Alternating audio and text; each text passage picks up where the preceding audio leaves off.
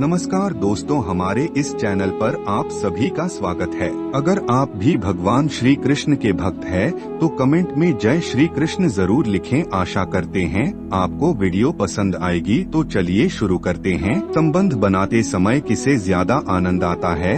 जब भीष्म पितामह ने युधिष्ठिर को बताया अनूठा रहस्य, किसी भी रिश्ते में अंतरंगता जरूरी होती है। ऐसा कहा जाता है कि जहां पुरुष दिन में कई बार प्रतिक्रिया का आनंद लेना चाहते हैं, वहीं एक सच्चाई यह भी है कि महिलाएं भी पुरुषों की तरह ही आनंदित होती है।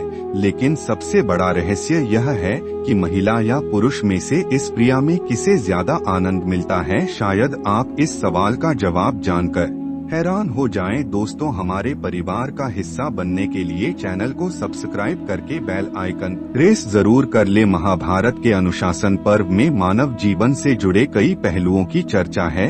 युधिष्ठिर को एक सवाल काफी लंबे समय से परेशान कर रहा था। चर्चा पर लेटे मृत्यु की प्रतीक्षा करते भीष्म से उन्होंने यह सवाल पूछा। युधिष्ठिर ने भी उनसे पूछा कि सहवास के दौरान स्त्री पुरुष में से मिलन का सुख किसे ज्यादा होता है? यौन क्रियाओं के दौरान ज्यादा आनंद कौन प्राप्त करता है? भीष्म ने उत्तर दिया, इस सवाल का उत्तर देना कठिन तक कि स्त्री और पुरुष दोनों का अनुभव किसी को एक साथ ना हो। फिर भीष्म ने कहा, युधिष्ठिर, तुम्हारे इस प्रश्न का उत्तर भगत माना और सत्रह की कथा के जरिए ही दिया जा सकता है।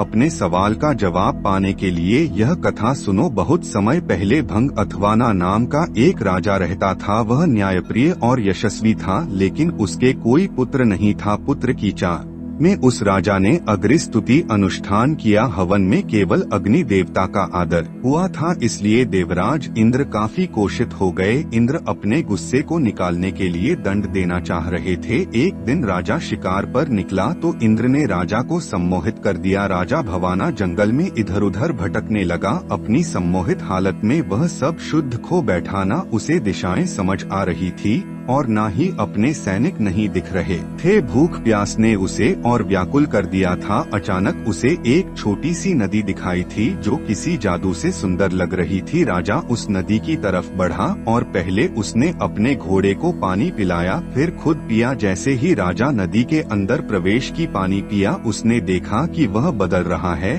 धीरे धीरे वह स्त्री में बदल गया। शर्म से बोझल वह राजा जोर जोर से ब्लॉक करने लगा। उसे समझ नहीं आ रहा था कि ऐसा उसके साथ क्यों हुआ। राजा भवाना सोचने लगा है, प्रभु, आदमी से औरत बन जाने के बाद मैं राज्य की जनता को क्या मुंह दिखाऊंगा? मेरे अनिस्तुति अनुष्ठान से मेरे 100 पुत्र हुए हैं, उनका सामना कैसे करूंगा? क्या कहूंगा? मेरी रानी महारानी जो मेरी प्रतीक्षा कर रही है, उनसे कैसे मिलूंगा? मेरे और उसके साथ साथ मेरा राजपाट सब चला जाएगा। स्त्री के रूप में जब राजा वापस पहुंचा तो उसे देखकर सभी लोग हैरान रह गए। राजा ने सभा बुलाई और फैसला सुनाते हुए कहा कि वह अब राजपाट छोड़कर बाकी जीवन जंगल में बिताएंगे। ऐसा कहकर वह राजा जंगल की तरफ प्रस्थान कर गया। वहां जाकर वह स्त्री रूप में एक तपस्वी के आश्रम में रहने लगी। दिन से उसने कई पुत्रों को जन्म दिया। अपने पुत्रों को वह अपने पुराने राज्य ले गई और अनुष्ठान से हुए बच्चों से कहा, तुम मेरे पुत्र हो। जब मैं एक पुरुष था, यह मेरे पुत्र हैं।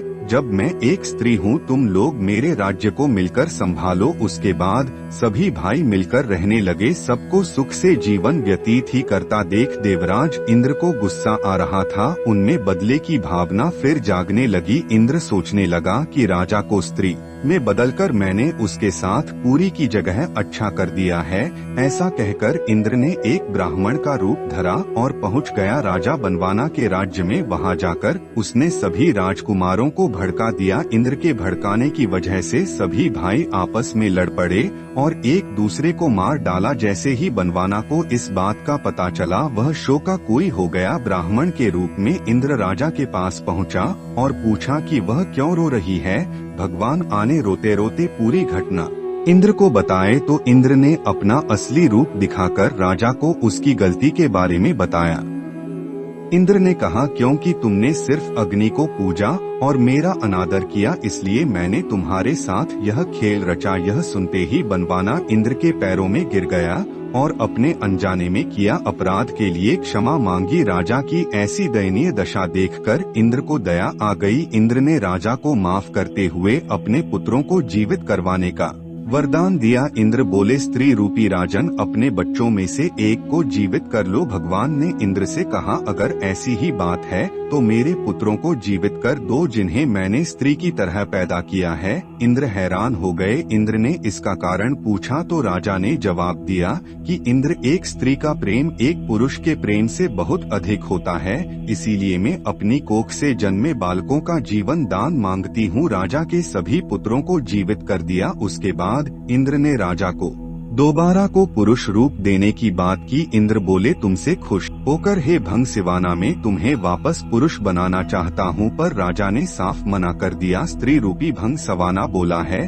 देवराज इंद्र, मैं स्त्री रूप में ही खुश हूँ और स्त्री ही रहना चाहता हूँ। यह सुनकर इंद्र उत्सुक हो गए और पूछ बैठे कि राजन, क्या तुम आपस पुरुष बनकर अपना राजपाट नहीं संभालना चाहते? रंधवाना बोला, क्योंकि संजोग समय स्त्री को पुरुष से कई गुना ज्यादा आनंद, तृप्ति और सुख मिलता है, इसलिए मैं स्त्री ही रहना चाहूँगा। इंद्र ने तथास्तु कहा और वहाँ से प्रस्थान किया। भीष्म बोले थे, युधिष्ठिर, यह बात स्पष्ट है कि स्त्री को संबंधों के समय पूर्व से ज्यादा सुख मिलता है।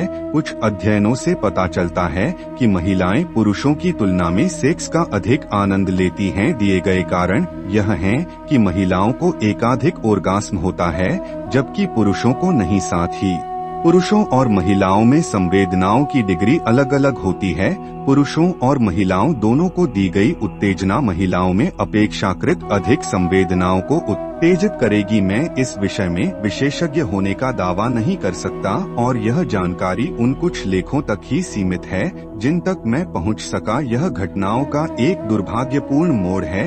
जब लोग चीजों पर चर्चा करते हैं तो ज्ञान पनपता है। अपनी समझ को बेहतर बनाने के लिए दूसरों के साथ इन बातों पर चर्चा करने में कोई शर्मिंदगी नहीं होनी चाहिए। अश्लील इरादों को छोड़कर ज्ञान को समझने और हासिल करने के इरादे से चर्चा महत्वपूर्ण है। ऐसा प्रतीत होता है कि हमारे समाज का हर पहलू प्रगतिशील नहीं रहा है। कुछ पहलुओं में विचारों और विचारों का ह्रास हुआ है और स्त्री पुरुष से कई गुना संवेदनशील होती है। हालांकि इस विषय पर वैज्ञानिकों के बीच मतभेद हैं, क्योंकि आनंद को परिभाषित करना बहुत ही मुश्किल है। मानवीय कल्पना बहुत ही जटिल होती है और सेक्सुअल रिलेशन की तस्वीर तो और भी धुंधली है। कुछ लोग जिन्होंने कभी स्त्री के शरीर को ही नहीं देखा भी केवल उसकी एड़ी को देखकर भी उत्तेजित हो सके।